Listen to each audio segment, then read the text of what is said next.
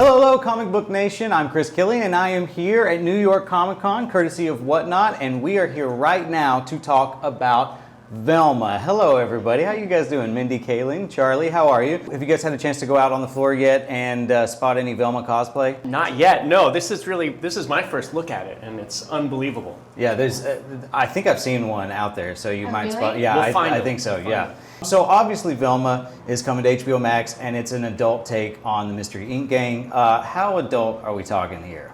It's a great question because there's a lot of other shows out there that are adult animated shows that are, I think, more adult than us.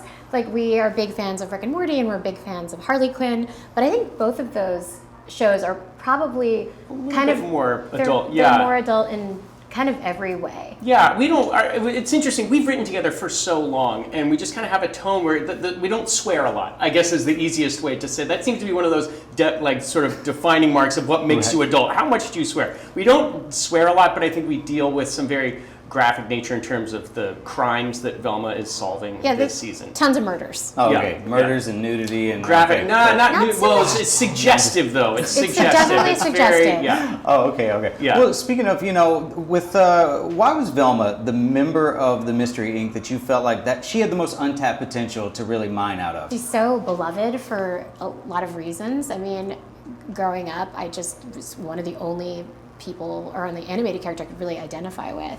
She's obviously not Indian, but I felt like she was like really pretty, but in an untraditional way, like super smart and unafraid of being smart.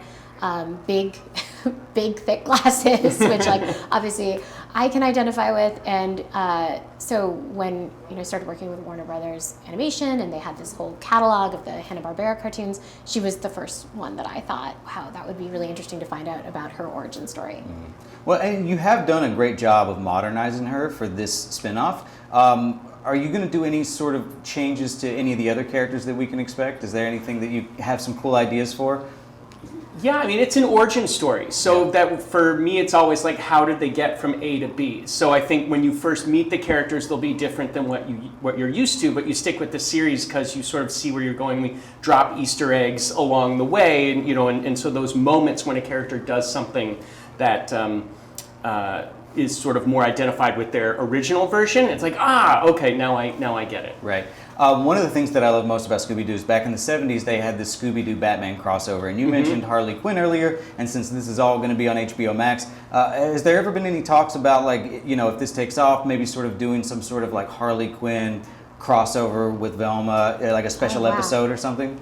If there are talks, it will. If this is a success, if this does take off, then there will absolutely be talks about doing something. Because that's what again, that honors the original show, and really we want to just honor the original Scooby as much as we can. So that's baked into the DNA of the original. So we definitely look for ways to do our take on that. I would love that. I think that would be fantastic. I'm very excited about this. So is there any expectation on when we can get a trailer or see anything from it?